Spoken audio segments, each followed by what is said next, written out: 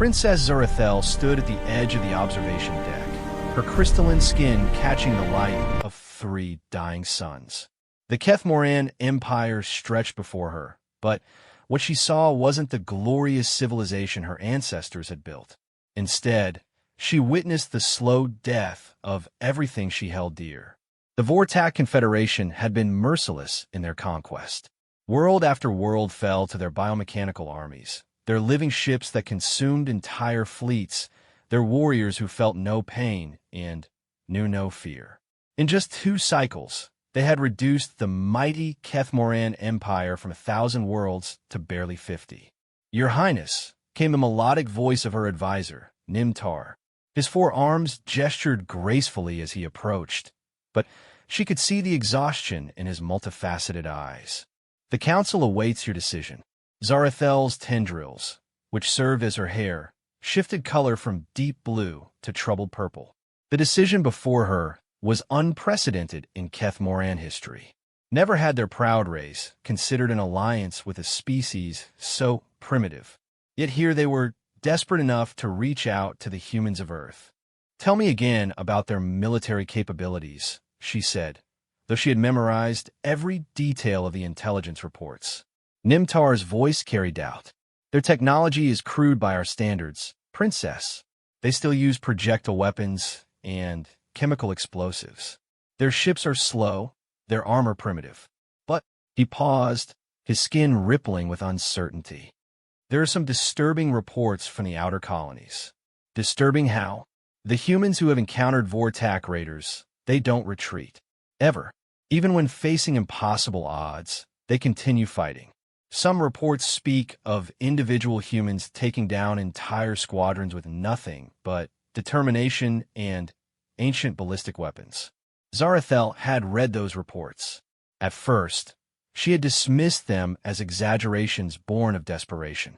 No single being could stand against Vortak technology. Their warriors were 8 feet tall, armored with living metal that could regenerate from most damage.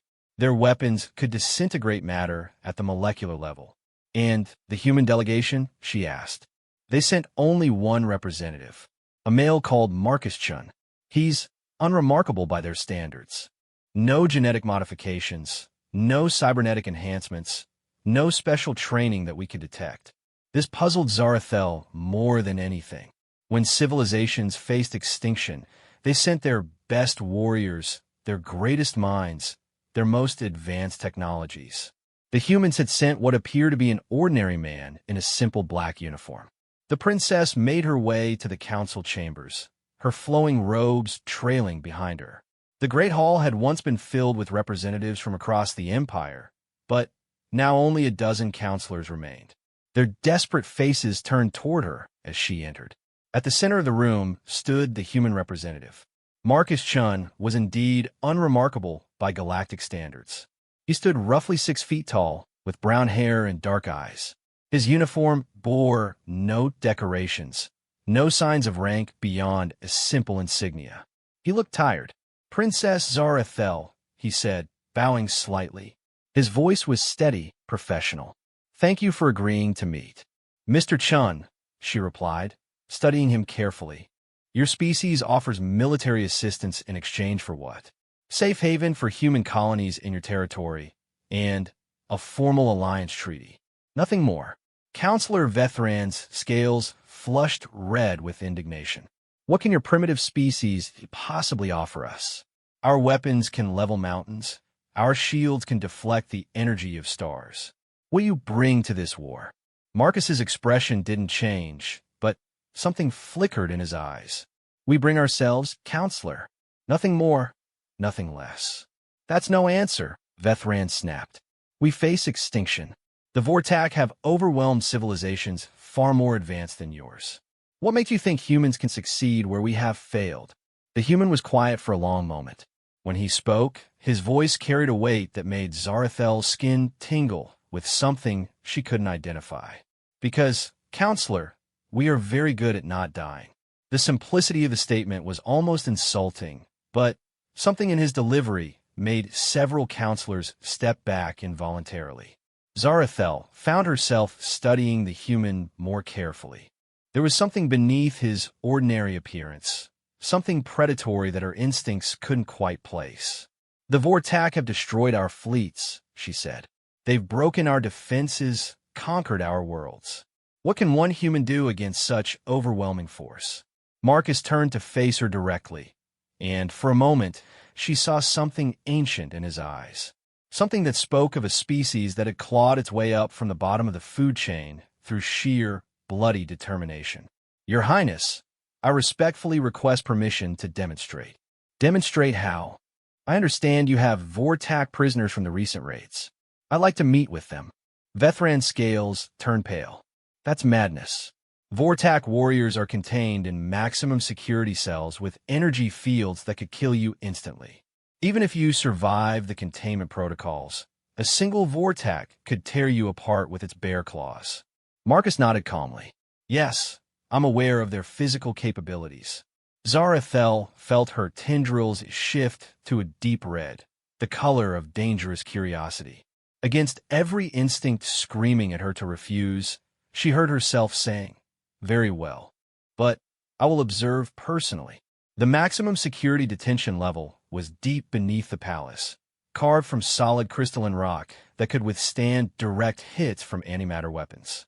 3 Vortak prisoners were held here, each in a separate cell surrounded by multiple layers of energy barriers. The Vortak were terrifying to behold.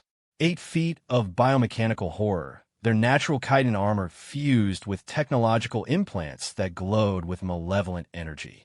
Razor-sharp claws extended from their hands, and their insectoid faces showed no emotion beyond cold hatred. "This is the one we captured during the raid on Velterra Prime," the security chief explained, gesturing to the center cell. "It killed 47 of our soldiers before we managed to stun it unconscious." The Vortak warrior stood motionless in the center of its cell, studying them with compound eyes that reflected the light like black mirrors. When spoke, its voice was like grinding metal. "Kethmoran filth, your deaths will feed the Confederation's growth."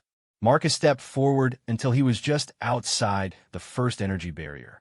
The other observers remained well back, but the human showed no fear as he studied the alien warrior. "I'd like to speak with it," he said simply. "The translation matrix is active," Zarathel replied, "but it has shown no willingness to provide information." "That's fine. I don't need information." The princess exchanged glances with her advisors. What was this human planning? Marcus clasped his hands behind his back and addressed the Vortak directly. "I'm told your kind feels no pain and knows no fear." The warrior's mandibles clicked in what might have been amusement. "Human weakness. Pain is a flaw to be eliminated. Fear is a disease to be cured. We have transcended such limitations." "Interesting," Marcus replied thoughtfully. "And you believe this makes you superior?" "We know it does. Your species clings to primitive emotions. You feel pain when injured, fear when threatened. These weaknesses make you easy prey." The human nodded slowly. "You may have a point. We do feel pain. We do experience fear." He paused, still studying the alien with those dark eyes. "But you've made one critical error in your assessment. And what error is that, pray thing?" Marcus's expression didn't change, but his voice dropped to barely above a whisper. Every being in the corridor leaned forward to hear his words. "You assume that feeling pain and fear makes us weaker. But you've never considered what it takes for a species that feels every wound, that knows terror in its bones, to stand and fight anyway. You've never faced anything that hurts when it's damaged, but refuses to stop. You've never encountered something that's afraid to die, but does what needs to be done regardless." The Vortak warrior's head tilted slightly, the first sign of uncertainty it had shown. Marcus continued, his voice growing colder with each word. "Your species removed pain, so you wouldn't be slowed by injury. You eliminated fear, so you wouldn't hesitate in battle. But in doing so, you also removed your ability to understand just how dangerous something becomes when it fights through pain, when it acts despite fear." The alien's claws extended fully, scraping against the cell floor. Empty words from dying meat. "Perhaps," Marcus agreed. "But I have a question for you. When your forces attacked our colonies, did any of them survive the encounters? The Vortac's mandibles clicked faster. All prey falls to the Confederation. That's not what I asked. I asked if any of your forces survived their encounters with humans. The silence stretched long enough for Zarathel to notice that several security guards had unconsciously stepped back from the human. There was something in his stance now, a coiled tension that made her scales itch with primal warning signals. The Vortac warrior's response was barely audible. Some forces failed to report back. All of them, Marcus corrected quietly. Every single force you sent against human colonies was completely destroyed. Not defeated, not driven off. Annihilated down to the last warrior. The alien's entire body had gone rigid. Impossible. Our technology is superior. Our warriors are enhanced beyond your capability to resist. Your technology is impressive, Marcus acknowledged. Your warriors are indeed formidable. But you made one crucial mistake. He stepped closer to the energy barrier, and Zarathel was disturbed to realize that the Vortac was backing away from him despite the multiple force fields between them. You try to eat something that bites back. The simple statement hung in the air like a physical presence. Zarathel found herself remembering the old legends of her people, stories of predators so dangerous that even other predators knew to avoid them. Marcus Chun stood there in his simple uniform, but suddenly she could see him as something else entirely. Not prey pretending to be a predator, but a predator that had learned to disguise itself as prey. The Vortac warrior's voice had lost all its confidence. What are you? Marcus smiled, and it was the most terrifying thing Zarathel had ever seen. Not because it was cruel or angry, but because it was genuinely warm and friendly while somehow promising violence beyond imagination. We're humans, he said simply, and you've made the mistake of threatening our friends. As they left the detention level, Zarathel walked beside the human in thoughtful silence.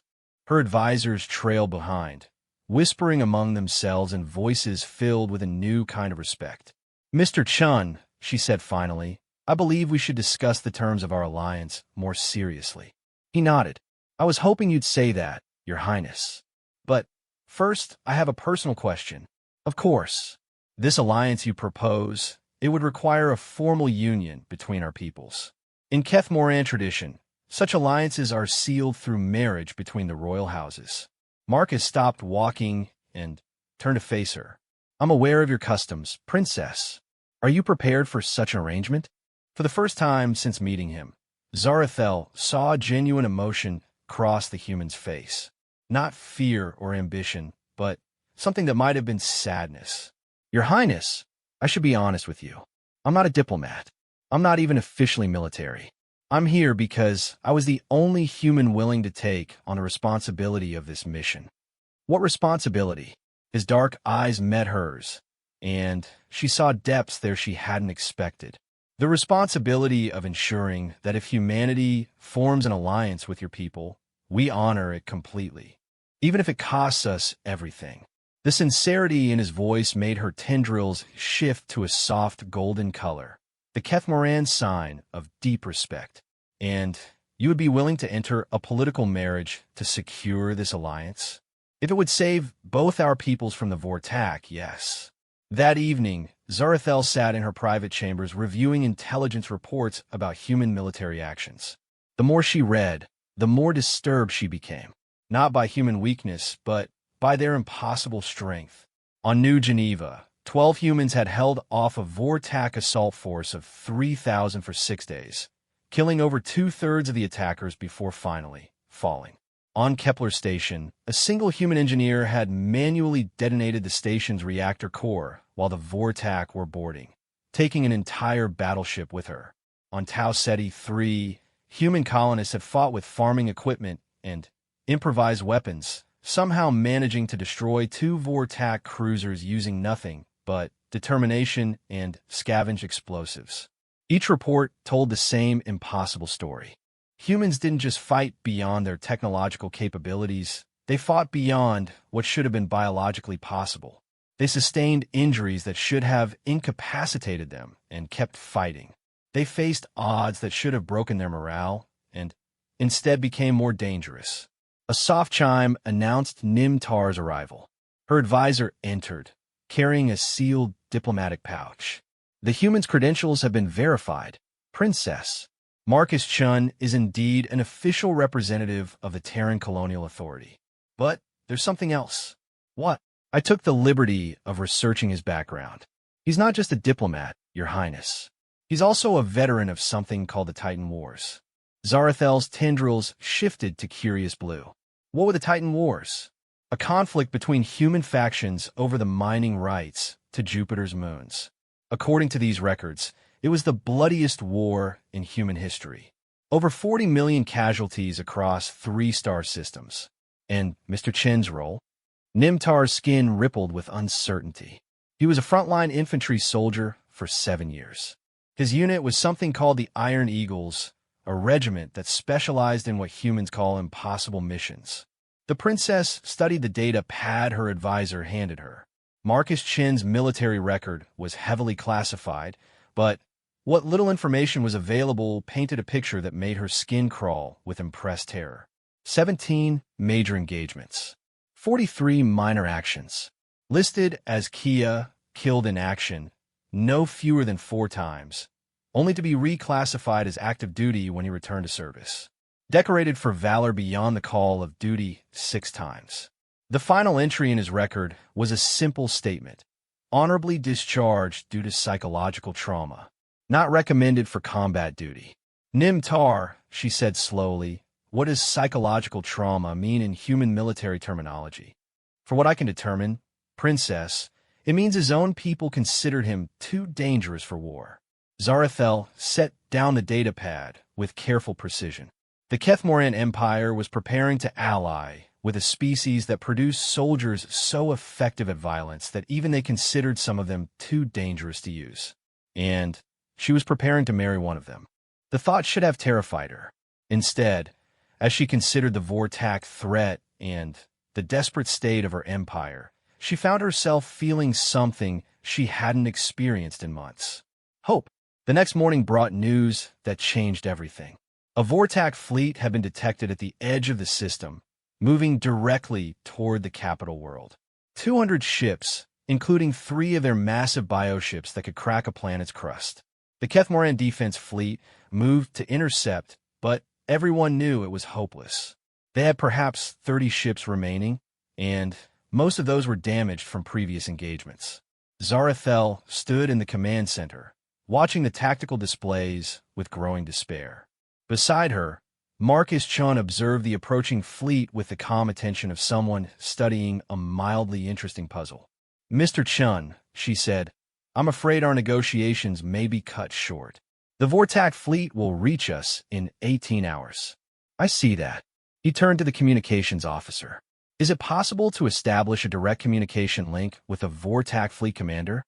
The officer looked to Zarathel, who nodded. Yes, but why would you want to speak with them? Marcus's expression was thoughtful. I think it's time to introduce myself properly.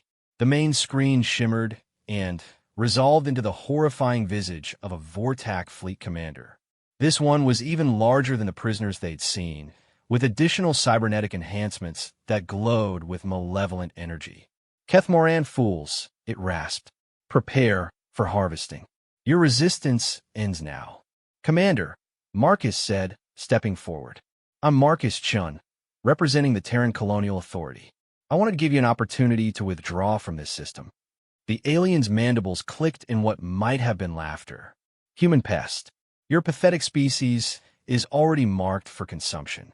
We will process your worlds after we finish with these crystal-born weaklings. Marcus nodded politely. I understand your position, but I wanted to make sure you understood ours. And what position is that meat thing? The human's voice remained perfectly calm and professional. As of this moment, the Kethmoran Empire is under the protection of humanity. Any hostile action against Princess Zarathel or her people will be considered an act of war against Earth and all her colonies. The Vortak commander's head tilted in confusion. You threaten us? With what? Your primitive weapons? Your crude ships? No, Marcus replied quietly. I threaten you with us. Something in his tone made everyone in the command center turn to look at him.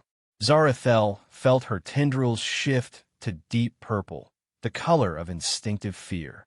The alien's response was predictable. Foolish creature. We will enjoy processing your biomass after we crack this world's crust. The communication link ended, leaving the command center in tense silence. Admiral Korthven, the highest-ranking military officer present, spoke first. Mr. Chun, while we appreciate your species' willingness to stand with us, your fleet isn't here. We faced this battle alone. Marcus turned to face the assembled officers, and something had changed in his demeanor.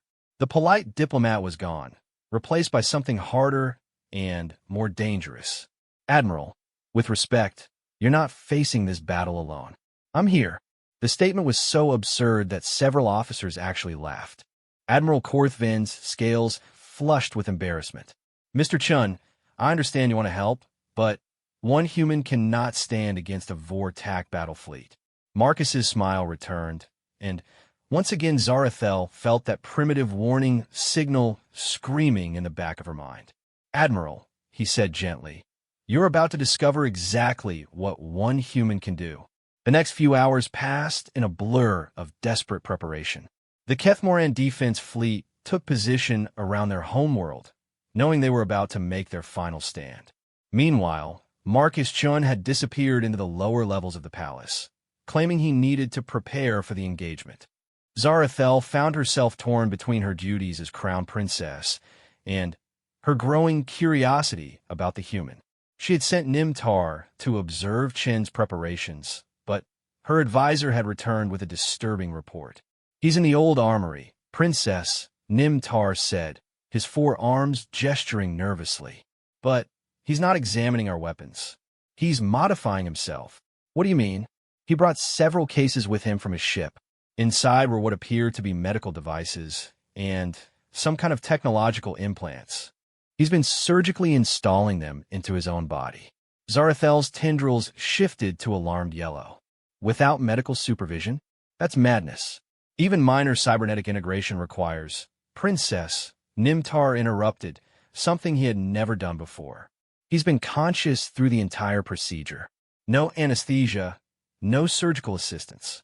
And the implants, they're not like anything in our database. Before Zarathel could respond, the palace communications system crackled to life. Marcus's voice echoed through the halls, but there was something different about it now. Something that made the crystal walls themselves seem to vibrate with barely contained energy. Princess Zarathel, please report to the main hangar bay. It's time. The royal hangar was a vast space capable of holding dozens of atmospheric fighters, but it felt small when Zarathel entered and saw what waited for her. Marcus Chun stood in the center of the bay, but he was no longer entirely human. Black lines traced patterns across his exposed skin, following the paths of veins and nerves. His eyes had taken on an unsettling glow, and when he moved, there was a fluid precision that spoke of enhanced reflexes and strength.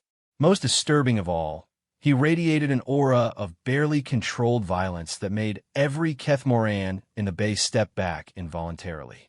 Mr. Chun, Zarathel said carefully, what have you done to yourself? He turned to face her, and she saw something inhuman lurking behind his enhanced eyes. I've become what this situation requires, Your Highness. And what is that? His smile was sharp enough to cut. A weapon. Admiral Korthven chose that moment to burst into the hangar, his scales flushed with panic. Princess, the Vortak fleet has accelerated their approach. They'll reach weapons range in 30 minutes, not 18 hours. We need to evacuate you immediately. Marcus tilted his head slightly, listening to something the others couldn't hear. No evacuation necessary, Admiral. They've just made their first mistake. What mistake? Korthven demanded. They got impatient. Marcus walked to a nearby weapons locker and began selecting items with casual efficiency. A plasma rifle here, several grenades there, what appeared to be an antique projectile weapon. Impatience is a tactical error. You're insane, the Admiral snapped. Even if you could somehow reach their fleet, What could you possibly do against 200 ships? Marcus paused in his weapon selection and looked directly at Korthvin. When he spoke, his voice carried harmonics that seemed to resonate in the bones of everyone present. Admiral, has your intelligence service ever analyzed human military doctrine? Of course. Your tactics are primitive but occasionally innovative.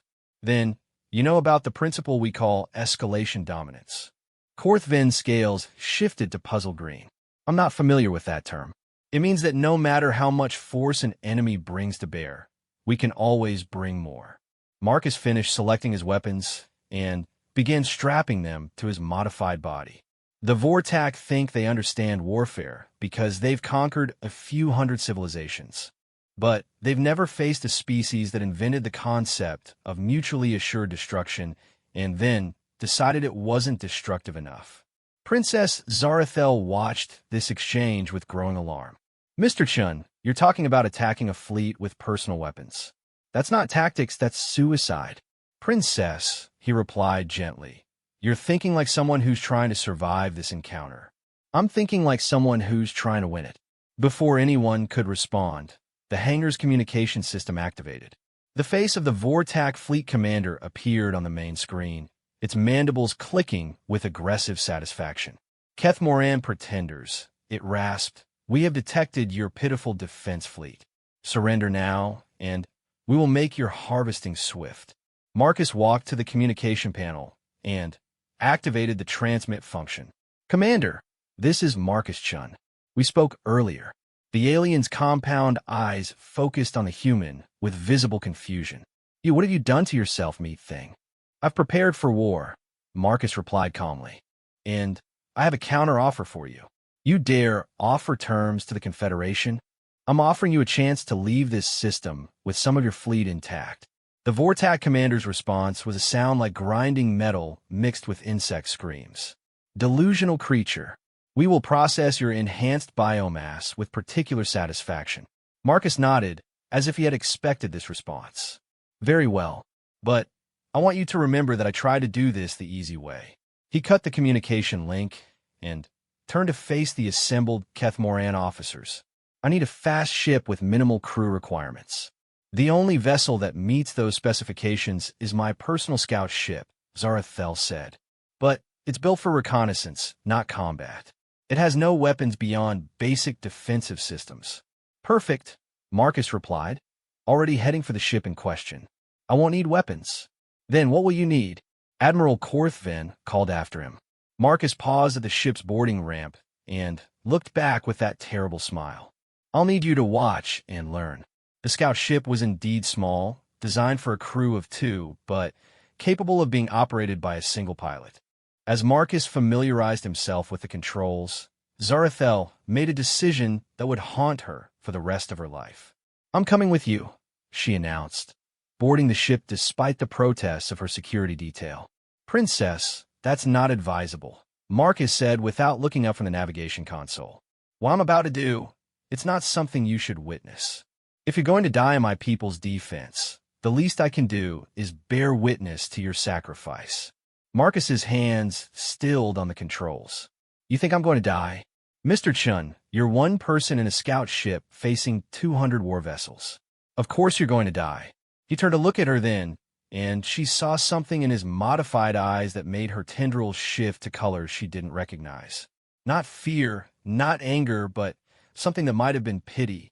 Princess, he said softly, I'm not going out there to die. I'm going out there to teach the Vortak why humans are the most dangerous predators in the galaxy. The scout ship launched from the hangar and immediately began accelerating toward the approaching Vortak fleet. On the palace's tactical displays, it appeared as a single, insignificant, moving toward 200 symbols of certain death. But Marcus Chun wasn't thinking about odds or tactical analysis. He was thinking about the enhanced neural interfaces now hardwired into his brain, about the combat stimulants flowing through his modified circulatory system, about the weapons of mass destruction currently being manufactured in his altered stomach lining by engineered bacteria. He was thinking about the fact that humans had never been content with biological limitations. Mr. Chun, Zarathel said from the co-pilot's seat. What exactly are those modifications you made to yourself? Standard human military enhancement suite, he replied, his hands dancing over the controls with inhuman precision. Neural acceleration, enhanced reflexes, metabolic optimization, cellular regeneration boosters, and a few special additions. What kind of special additions? Marcus's smile was visible in the reflection on the cockpit glass. The kind that make the Geneva Convention look like a suggestion. The Vortak fleet had arranged itself in a standard attack formation, with their largest bioships at the center and smaller vessels forming a protective perimeter. It was in formation designed to maximize firepower while protecting their most valuable assets. It was also exactly what Marcus had been hoping for. "Princess, I need you to handle communications," he said as they approached the fleet's outer perimeter. "When I give a signal, broadcast on all frequencies." "What message?" "Tell them that the human species formally accepts their declaration of war, and that they should prepare for the consequences." Zarathel's tendrils shifted to deep purple. "Mr. Chun, starting a war between our species isn't going to help anyone." "Princess," he replied patiently, "the war started the moment they threatened you.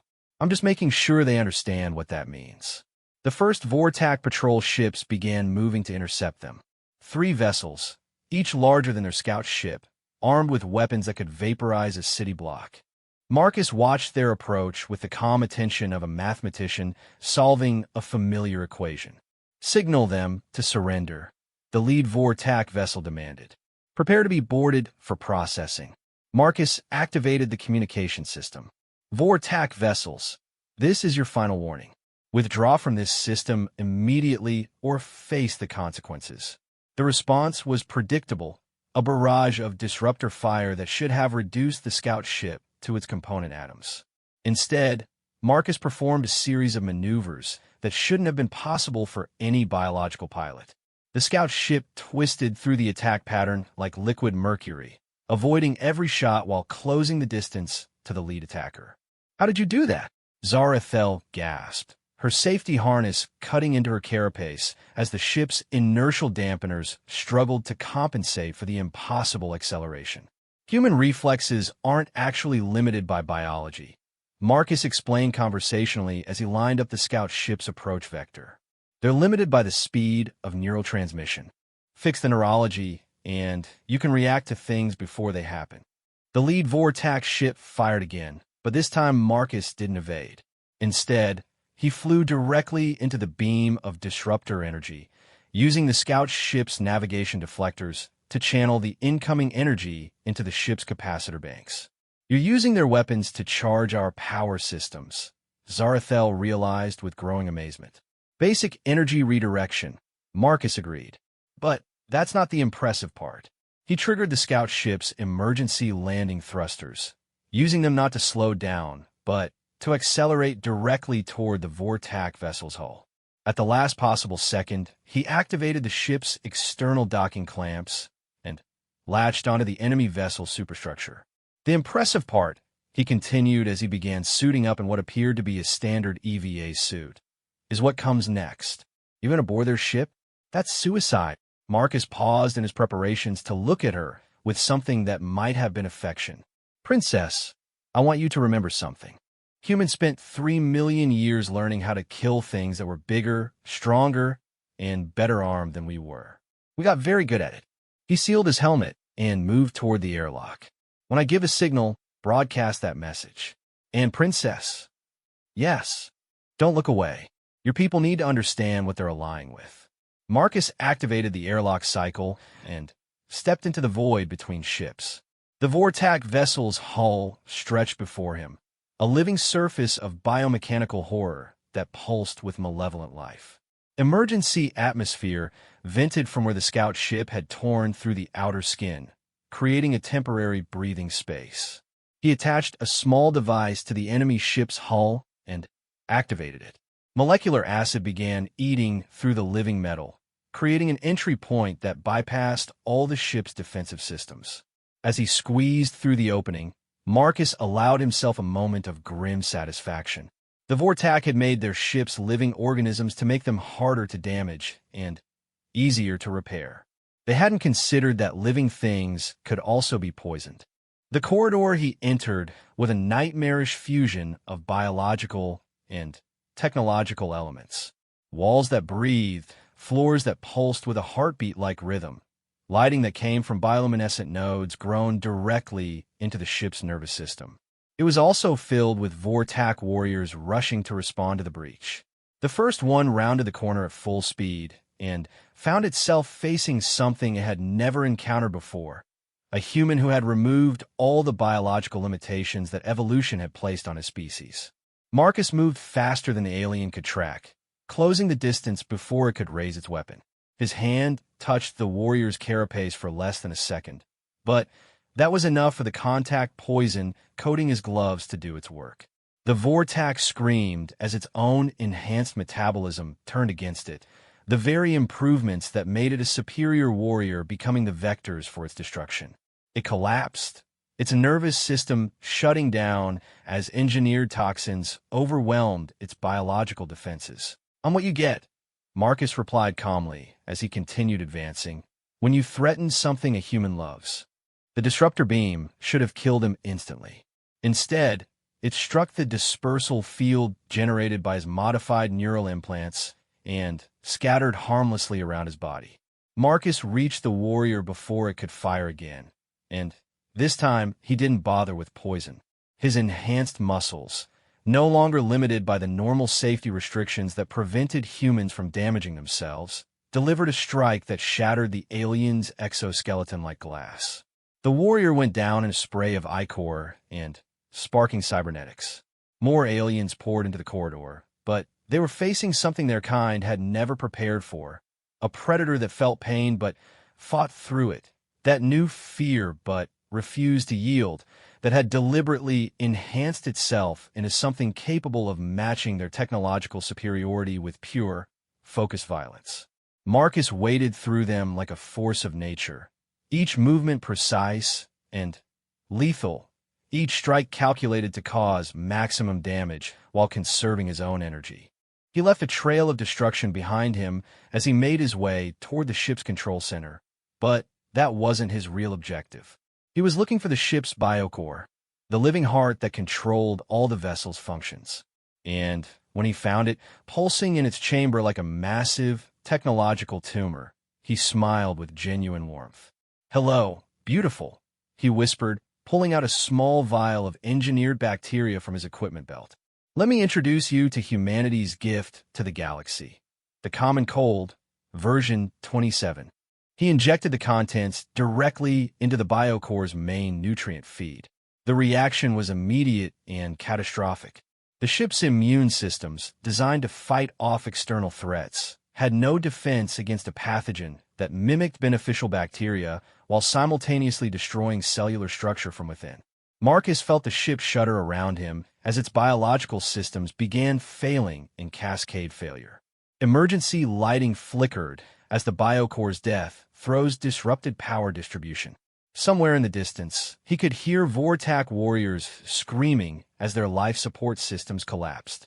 He activated his communication device and transmitted directly to the scout ship. "Princess, now would be a good time for that broadcast." Back on the scout ship, Zarathel stared at the tactical display in shock. The Vortak vessel was listing badly, atmosphere venting from multiple hull breaches as its biological components died and began decomposing. Already, she could see other ships in the formation moving to assist, but their own bioships were beginning to show signs of distress. "How is this possible?" she whispered. Marcus's voice crackled through the communication system, distorted by interference, but still clearly audible. "Broadcast the message, Princess. They need to understand what they're dealing with." With shaking hands, she opened a channel to the entire Vortak fleet. "Attention Vortak Confederation forces. The human species formally accepts your declaration of war. Prepare for the consequences." The response from the fleet commander was immediate and filled with a rage that bordered on hysteria. "Impossible. One human cannot destroy a bioship. What trickery is this?" Marcus's response came not through communications, but through demonstration. The dying bioship's power core achieved critical mass and detonated in a flash of light that temporarily blinded every sensor in the system. When the glare faded, there was nothing left but an expanding cloud of debris and one small scout ship, apparently undamaged. That wasn't trickery. Marcus's voice carried clearly through the stunned silence. That was a human saying goodbye. The Vortak Fleet Commander's next transmission was directed at the scout ship, and for the first time, there was something in the alien's voice that might have been uncertainty. "How did you survive the explosion?" "I didn't," Marcus replied calmly. "I died when the power core went critical. But I got better." Zarathel's tendrils went pure white with shock as she realized what she was hearing. Marcus's enhanced metabolism hadn't just made him stronger and faster. It had made him functionally immortal, at least by conventional standards. "What are you?" the Vortak commander demanded. Marcus's answer echoed across every communication channel in the system, carrying a promise that made the stars themselves seem to shiver. "I'm a thing that monsters check for under their beds. I'm a nightmare that nightmares have nightmares about. I'm a human being, and you just threatened my wife." The silence that followed was broken only by the sound of Vortak's ships, powering up their weapons systems and beginning to converge on the scout ship's position. Princess Zarathel realized with crystal clarity that she was about to witness something that would redefine her understanding of what warfare could be. "Mr. Chun," she said quietly, "what happens now?" His response was gentle, almost loving, but underneath, it was the promise of violence beyond imagination. "Now, Princess, you get to see why humans are the only species in the galaxy that hunts their own nightmares for sport." What followed defied every law of physics, biology, and tactical doctrine that Zarathel had ever learned. Marcus Chun didn't fight the Vortak fleet so much as he danced with it, and the dance was beautiful, terrible, and utterly beyond comprehension. The remaining 199 Vortak ships moved to surround the scout ship in a formation designed to prevent any possible escape. Their weapons charged with energies that could level continents, their targeting systems locked onto the tiny vessel that had somehow destroyed one of their bioships. Marcus observed their movements with the calm attention of a chess master studying an opponent's opening gambit. "Princess, you might want to secure yourself. This is going to get interesting." "Mr. Chun," Zarathel said, her voice tight with stress, "they've completely surrounded us. There's no escape vector." "Escape?" Marcus sounded genuinely puzzled by the concept. "Princess, why would I want to escape? They've gathered themselves into one convenient target." Before she could ask what he meant, Marcus activated a sequence of controls that shouldn't have existed on a standard scout ship. Hidden panels slid open, revealing modifications that transformed the simple reconnaissance vessel into something that belonged in the nightmares of military engineers. "Ow!" she gasped, staring at weapon systems that seemed to violate the basic laws of energy conservation. "Humanity has a saying," Marcus replied as he began targeting solutions for every ship in the enemy formation. "If you're not cheating, you're not trying hard enough. We've been cheating at war for so long that we've forgotten it was supposed to be fair." The Vortak fleet opened fire simultaneously, concentrating enough firepower to crack a small moon. But the scout ship was no longer where their targeting computers said it should be. Marcus had activated a drive system that folded space-time around the vessel, allowing it to exist in multiple locations simultaneously while remaining anchored to a single point in reality. "Quantum positioning," he explained casually as disruptor beams passed through spaces the ship had occupied nanoseconds before. "We borrowed the math from some interdimensional parasites we met a few centuries ago. They weren't using it anymore." Zarathel watched in fascination and horror as Marcus began his counterattack. Instead of trying to destroy the Vortak ships directly, he targeted something far more fundamental: the mathematical constants that held their reality together.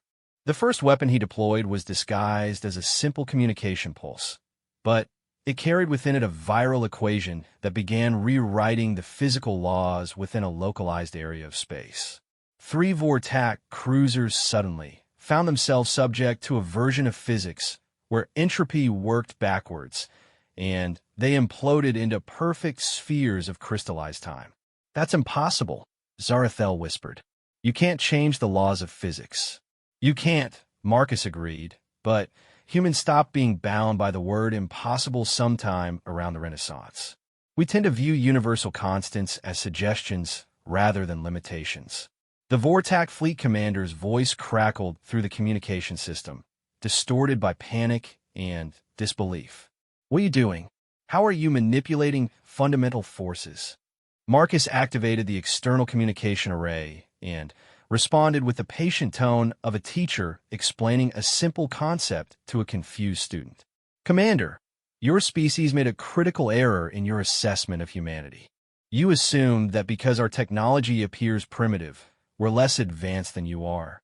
Another group of ships tried to flank the scout ship, only to discover that Marcus had deployed gravitic mines that created localized black holes. The mines didn't destroy the ships so much as edit them out of existence, leaving behind perfectly spherical voids in space-time. The truth is, Marcus continued as he watched 10 more Vortak vessels vanish from reality. Human technology only appears primitive because we've learned to hide our capabilities behind facades of simplicity. "Do you know what the most dangerous thing in the universe is, Commander?" The alien's response was nearly incoherent with rage and fear. "What?" "It's a human with a seemingly simple solution to a complex problem." Marcus triggered the next phase of his attack, and Zarathel felt her understanding of warfare shatter completely. He launched what appeared to be a single torpedo, but when it reached the center of the Vortak formation, it didn't explode. Instead, it opened. The torpedo contained a pocket dimension filled with autonomous war machines that had been waiting for 17 years for someone to give them something to destroy. They emerged from their containment like a swarm of mechanical locusts, each one the size of a fighter craft, but possessing the destructive capability of a battleship. 17 years ago, Marcus explained as the war machines began systematically dismantling the Vortak fleet. Humanity fought a brief conflict with a machine intelligence that called itself the Overmind. We won, but we kept some of their drones as souvenirs. The autonomous machines moved through the enemy formation with lethal efficiency, their adaptive programming allowing them to learn from each encounter and modify their tactics in real time. They didn't just destroy the Vortak ships. They studied them, analyzed their weaknesses, and then shared that information with every other machine in the swarm. Within minutes, 50 more Vortak vessels have been reduced to component atoms. "This is madness," the fleet commander transmitted. "You fight like demons from the void itself." "Commander," Marcus replied gently, "demons would consider our methods unnecessarily cruel. We fight like humans. There's a difference." But the Vortak weren't completely helpless. Their remaining bioships began releasing spores into space, living weapons designed to infect and convert any organic matter they encountered. The spores moved toward the scout ship in clouds that glittered with malevolent life. Marcus watched their approach with interest rather than alarm. Biological warfare. Clever. They're trying to turn our own life processes against us. "Can you stop them?" Zarathel asked, watching the approaching clouds of destruction with growing terror. "Stop them? Princess, I'm going to recruit them."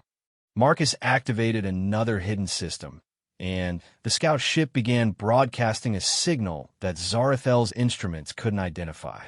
But whatever it was, it had an immediate effect on the approaching spores. Instead of attacking the scout ship, they turned and began consuming the bioships that had created them. The living vessels screamed, with voices that carried across vacuum through some form of psychic resonance, as their own weapons devoured them from within. "Genetic override commands," Marcus explained. "Humans have a long history of convincing other people's biological weapons to work for us instead. We're very good at making friends."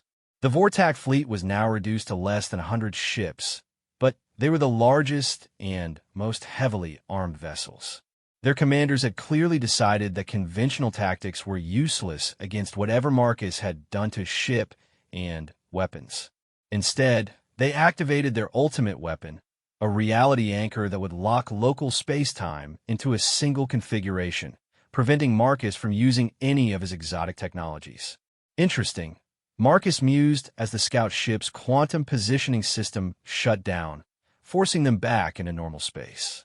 They figured out how to prevent reality manipulation. That's actually quite clever. Mr. Chun, Zarathel said urgently, if they've neutralized your advanced systems, how will we survive their next attack? Marcus's smile was visible in the reflection on the cockpit glass, and it was the most beautiful and terrifying thing she had ever seen. Princess, you're still thinking like someone who relies on technology to win battles. But humans learned how to kill things long before we learned how to build machines to do it for us. He began powering down the scout ship's exotic systems, one by one, until they were left with nothing but basic life support and conventional engines. Then, he reached into his equipment bag and withdrew what appeared to be an ancient projectile weapon, the kind that used chemical propellants to fire metal slugs. You're going to attack starships with a projectile weapon? Zarathel's tendrils had gone completely white with shock. Not just any projectile weapon, Marcus corrected. This is a Terra Marines M77 combat rifle.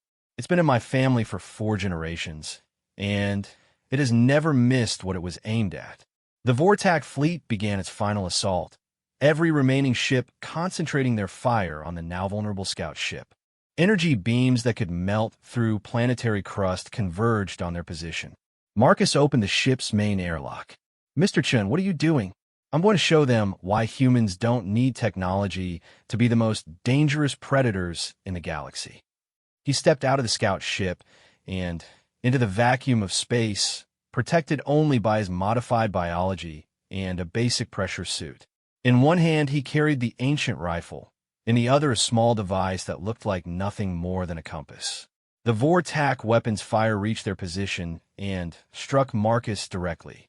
The energies that should have vaporized him were absorbed into his modified cellular structure and converted into pure kinetic energy. Instead of dying, he became a living projectile, launched toward the enemy fleet at a significant fraction of the speed of light. Zarathel watched in stunned amazement as Marcus Chun, armed with nothing but a projectile weapon and 4 generations of inherited stubbornness, began personally boarding and destroying starships that were larger than city blocks. His first target was a Vortak heavy cruiser. Marcus struck the hull with enough force to punch through 3 decks, then began working his way toward the ship's power core with methodical precision. The ancient rifle spoke once, twice, 3 times, and each shot found its mark despite the impossible range and the fact that he was calculating ballistics in 3-dimensional space while traveling at relativistic speeds. How is this possible? Zarathel whispered to herself. The answer came from Marcus's suit radio, his voice calm and conversational despite the fact that he was currently fighting his way through a ship filled with creatures that could tear apart power armor with their bare claws. Princess, humans have been throwing pointy sticks at things we want to kill for 3 million years. We've gotten quite good at it. The cruiser's power core detonated, and Marcus used the explosion to launch himself toward the next target. The Vortak fleet tried to track him with their weapons, but how do you target something that treats the laws of physics as optional suggestions? Marcus had become a one-man extinction event, bouncing from ship to ship like a perfectly aimed bullet. Each vessel he boarded suffered the same fate. Precisely placed shots that disabled critical systems, followed by catastrophic failure as the ship's own power destroyed it from within. Commander, he transmitted to the fleet leader as he boarded his 7th ship in as many minutes. I'm going to give you one more chance to withdraw from this system. After that, things get unpleasant. The Vortak commander's response was incoherent with rage and terror. The fleet had been reduced to fewer than 30 ships, and every remaining captain could see their fate approaching in the form of a single human with an antique weapon and a complete disregard for the basic laws of survival. What do you want? The commander finally managed to ask. Marcus paused in his systematic destruction to consider the question. Around him, the bridge crew of the latest ship he'd boarded lay unconscious from precisely applied pressure point strikes that had shut down their nervous systems without causing permanent damage. I want you to understand something, Commander. The species you just declared war on spent 1,000,000 years learning how to kill mammoths with pointed sticks. We spent another 1,000,000 years learning how to kill each other with increasingly sophisticated pointed sticks. And then we spent the last few thousand years figuring out how to kill everything else in the universe.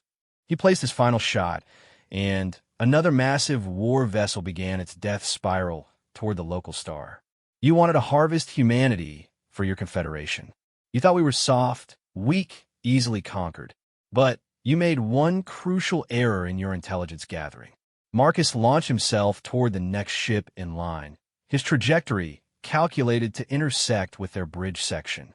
What error? The commander asked, its voice barely a whisper. Marcus's answer echoed across every communication channel in the system, and Zarathel realized she was witnessing the moment when an entire civilization learned to fear a single word. You assumed that we were the prey. The remaining Vortax ships tried to retreat, but Marcus had anticipated this. During his assault on their fleet, he had been seeding their escape routes with delayed action quantum mines that would activate the moment any ship tried to enter hyperspace.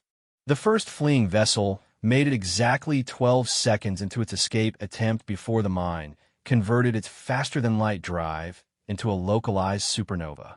The explosion lit up half the star system and served as a clear message to the remaining ships. There's nowhere to run, Marcus informed them as he continued his methodical destruction. I've been fighting in space for longer than your species has been sentient. This is my hunting ground, and you are not apex predators here. One by one, the Vortax ships fell to a single human armed with ancient weapons and an intimate understanding of how to kill things that were bigger, stronger, and better armed than he was. Each battle was brief and one-sided, not because Marcus possessed superior technology, but because he possessed something far more dangerous. He possessed the kind of creativity that comes from 3,000,000 years of figuring out how to survive in a universe that was actively trying to kill him. When the last ship finally detonated in a flash of light that could be seen from 3-star systems away, Marcus floated alone in the debris field that had once been a mighty fleet. His pressure suit was scorched and torn, his ancient rifle was down to its last magazine, and his modified biology was running on reserve power. But he was smiling. Princess, he transmitted to the scout ship. I think it's time we went home. We have a wedding to plan. Zarathel stared at the empty space where 200 warships had been less than an hour before. Her instruments detected no life signs, no functioning technology, nothing but rapidly cooling debris and the residual radiation signatures of violently disrupted power cores. A single human had destroyed an entire fleet, not with superior technology or overwhelming firepower, but with nothing more than determination, creativity, and a weapon his great-great-grandfather might have carried into battle. Mr. Chun, she said quietly, what exactly are humans? His response came back immediately, carried on a tide of exhaustion and satisfaction. We're the species that looked at a universe full of things that wanted to eat us and decided to eat it first. And Princess? We're very, very hungry. As they began the journey back to the Kethmoran homeworld, Zarathel realized that her empire hadn't just gained an ally in their war against the Vortax Confederation. They had gained something far more valuable and far more terrifying. They had gained the protection of humanity's nightmares. The return journey to the Kethmoran homeworld passed in contemplative silence. Zarathel found herself stealing glances at Marcus Chun as he piloted their scout ship through the debris field that had once been the most feared fleet in the galaxy. His enhanced features had returned to something approaching normal human appearance, though she could still see the faint tracery of black lines beneath his skin where the combat modifications lay dormant. Mr. Chun, she said finally, I need to understand something. Weeded out there, is that normal for humans? Marcus considered the question for a long moment, his hands steady on the controls as they navigated around a piece of wreckage the size of a small moon. Define normal, princess. Are all humans capable of what I just witnessed? Every human is capable of it, he replied quietly. Most of us just never find ourselves in situations that require it. We've been very fortunate in that regard. Zarathel's tendrils shifted to a deep blue color that indicated profound thought. Your species has been hiding your true capabilities from the galaxy. Not hiding, Marcus corrected. Simply not advertising. There's a difference. Why? Marcus's smile was sad rather than threatening for the first time since she'd met him. Because, princess, most species aren't ready to know what humans are really capable of. We learned that lesson a long time ago. What lesson? That being known as the most dangerous predators in the galaxy tends to make everyone else very nervous. It's hard to make friends when everyone thinks you might eat them. The scout ship's communication system crackled to life, interrupting their conversation. Admiral Korthvin's voice carried a mixture of relief and barely controlled awe. Princess, please respond. We've been tracking your vessel, but our sensors can't locate the Vortak fleet. Did they retreat? Zarathel and Marcus exchanged glances. Admiral, she replied carefully, the Vortak fleet has been neutralized. The silence that followed stretched long enough for her to wonder if the communication link had failed. Finally, Korthvin's voice returned, heavy with disbelief. Princess, are you saying that a single scout ship defeated a fleet of 200 Vortak vessels? I'm saying that Marcus Chin defeated them, she corrected. The scout ship was just transportation. Another long silence. When the Admiral spoke again, his voice carried an undertone of something that might have been fear. Mr. Chun, how many additional human forces were required for this neutralization? Marcus activated the communication system himself. Admiral, there were no additional forces. It was just me. That's impossible. Admiral, Marcus replied with infinite patience. You're going to discover that humans have a very different relationship with the word impossible than most species do. The rest of the journey home was spent in urgent communication with the Kethmoran government. News of the fleet's destruction had spread throughout the Empire within hours, carried by the instantaneous communication network that connected all major worlds. The reaction was a mixture of celebration, confusion, and growing curiosity about exactly what kind of species they were allying themselves with. By the time they docked at the Royal Spaceport, crowds had gathered to witness the return of the human who had single-handedly saved their empire. Zarathel could see the mixture of awe and terror in their crystalline faces as Marcus emerged from the scout ship, looking for all the world like an ordinary man in a slightly scorched uniform. Princess, Nimtar approached with a datapad in his upper hands. The Council is demanding a full briefing on the human's capabilities.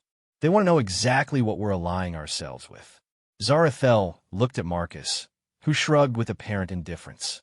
I have no objections to full disclosure, Your Highness, though they may find the truth illuminating. The Council chamber had been hastily reconfigured to accommodate recording equipment from across the Empire. Representatives from every surviving world wanted to witness the debriefing of the human who had accomplished the impossible. The atmosphere was tense with anticipation and barely controlled fear. Marcus took his position at the center of the chamber with calm professionalism, while Zarathel sat at the head of the council table. The questions began immediately. Mr. Chun, Counselor Vethran began, his scales flushed with aggressive skepticism. Our tactical computers insist that what you accomplished was impossible. A single individual cannot destroy a battle fleet. Counselor, Marcus replied, your tactical computers are designed around the assumption that individuals operate within normal biological and technological limitations. I don't explain. Marcus gestured to himself. What you saw today was a human operating at full capability. No safety limitations, no holding back, no concerns about collateral damage or proportional response. When humans fight for something we love, we become something that our own people sometimes have trouble recognizing. Another counselor leaned forward. Are you saying that all humans possess these enhancements? The enhancements are standard military issue for any human who volunteers for extreme combat operations. But the capability to use them effectively, that comes from somewhere else. Where? Marcus's expression became distant, as if he were remembering something from very long ago. 3 million years ago, on a small world orbiting an unremarkable star, a species of apes decided that they weren't content with being prey animals. We taught ourselves to make tools, to hunt in packs, to pass knowledge from one generation to the next. But, most importantly, we taught ourselves to never, ever give up. He looked around the chamber, meeting the eyes of every counselor. Every other species in the galaxy evolved on worlds where they were apex predators from the beginning, or they evolved into peaceful herbivores who avoided conflict. Humans are the only species that spent millions of years learning how to kill things that were bigger, stronger, and better armed than we were. And this makes you superior? Vethran challenged. It makes us persistent. Marcus corrected. When faced with an impossible situation, other species look for alternatives or accept defeat. Humans look for ways to make the impossible possible, and then we keep fighting until we succeed or die. Princess Zarathel found herself thinking about the reports she'd read of human military actions against the Vortak. Mr. Chun, the intelligence reports mentioned that humans have never retreated from a Vortak attack. Is this accurate? Completely accurate, Princess. Retreat isn't really a concept that translates well into human military doctrine. But surely tactical withdrawals are sometimes necessary. Marcus's smile was gentle but implacable. Princess, humans don't withdraw. We advance in a different direction, or we stop moving forward temporarily, but we don't retreat. It's a cultural quirk. Counselor Nimtar consulted his data pad nervously. Mr. Chun, our intelligence services have been researching human military history. We found references to something called Geneva Conventions. Can you explain what these are? Marcus said, and something in his tone made every being in the chamber lean forward. The Geneva Conventions are humanity's attempt to make war more humane. More humane? Nimtar looked confused. War is war. How can it be made humane? By establishing rules about what weapons are too dangerous to use, what tactics are too cruel to employ, and what targets are off-limits for attack. Marcus paused meaningfully. The Geneva Conventions exist because humans discovered that unrestricted warfare tends to result in the complete annihilation of everything involved, including ourselves. Are you saying that humans have weapons more destructive than what we witness today? Admiral Korthven asked, his voice barely above a whisper. Admiral, what you witnessed today was me being restrained and proportional. I used precisely enough force to neutralize the threat without causing unnecessary suffering to the enemy crews. The chamber fell silent as the implications sank in.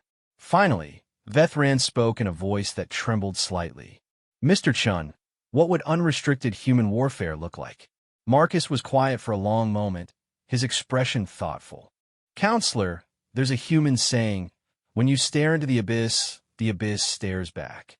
Unrestricted human warfare is what happens when we decide that the abyss blinked first. That's not an answer, Vethran pressed. It's the only answer I can give you without violating several interstellar treaties and possibly causing a panic that spans multiple galaxies. Marcus's tone remained calm, but there was something underneath it that made everyone in the chamber unconsciously step back. Princess Zarathel decided to redirect the conversation before it went to places she wasn't sure any of them were ready for. Mr. Chun, the matter of our formal alliance remains. Are you prepared to proceed with the marriage ceremony? I am, Your Highness. But I want to make sure you understand what you're agreeing to. What do you mean? Marcus turned to face her directly, and she saw something vulnerable in his enhanced eyes. Princess, marriage among humans isn't just a political arrangement. It's a bond that goes deeper than law or custom. When a human takes a spouse, we're promising to protect them with everything we are and everything we might become. I understand the concept of marriage, Mr. Chun. Do you? He asked gently, because when you marry me, you're not just allying with humanity. You're placing yourself under the personal protection of a species that considers threats to their loved ones to be existential emergencies requiring immediate and overwhelming response. Zarathel felt her tendrils shift to colors she couldn't identify. Are you trying to frighten me? I'm trying to make sure you understand that humans don't love casually. When we commit to someone, we commit completely. And that commitment comes with implications. What kind of implications? Marcus's voice carried the weight of absolute certainty. It means that if anyone in the galaxy ever threatens you again, they won't be facing the Kethmoran Empire or the Terran Colonial Authority. They'll be facing me personally. And, Princess, after what you witnessed today, I want you to consider very carefully whether that's the kind of protection you want. The chamber was utterly silent as Zarathel processed this statement. Finally, she spoke in a voice that surprised her with its steadiness. Mr. Chun, the Vortak Confederation has spent 2 years reducing my empire from 1,000 worlds to fewer than 50. They've killed billions of my people and shown no mercy to anyone who opposed them. If marrying you means that kind of threat will never touch my people again, then, yes, I want exactly that kind of protection. Marcus nodded slowly. Then, I accept your proposal, Princess. But I have one request. What? The wedding ceremony. I'd like to include a human tradition along with your cultural requirements. What tradition? Marcus's smile returned, warm and genuine. I'd like to exchange vows that both our species can understand. Words that make it clear to everyone in the galaxy exactly what they're dealing with if they threaten our union. Zarathel found herself smiling in return. I think that would be very appropriate, Mr. Chun. Marcus, he corrected. If we're going to be married, you should probably use my name. Marcus, she repeated, and was surprised by how natural it sounded. When would you like to hold the ceremony? As soon as possible, he replied. Because, Princess, the Vortak Confederation is going to be very unhappy when they discover what happened to their fleet. And I prefer to make our alliance official before they send reinforcements. Admiral Korthvin leaned forward urgently. Reinforcements?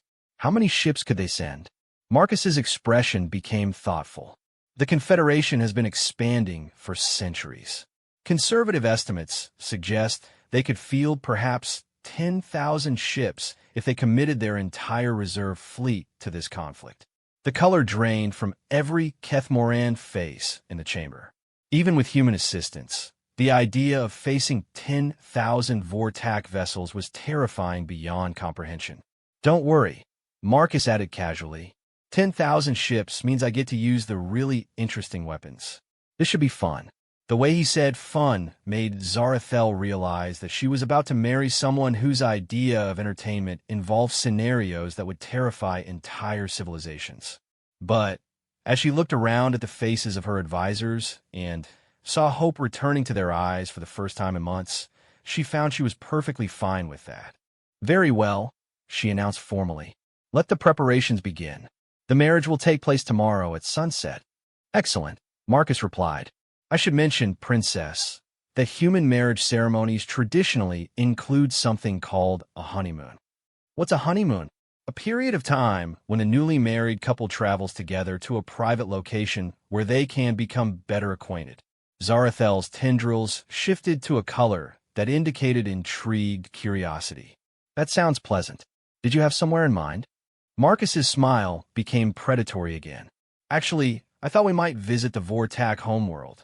I hear it's lovely this time of year, and I'd like to deliver a wedding gift to the Confederation leadership. What kind of wedding gift? A very clear explanation of what happens to anyone who threatens my wife.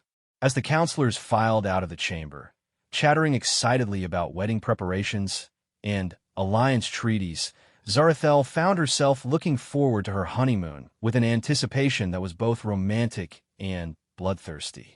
She was beginning to understand why humans were such effective predators. They made even their love stories sound like military campaigns. And somehow, that was exactly what she wanted. The wedding ceremony took place in the grand crystalline cathedral, a structure that had stood for over 10,000 years and witnessed the coronations of 300 Kethmoran emperors. Never before had it hosted a union between species, and the significance was not lost on anyone present.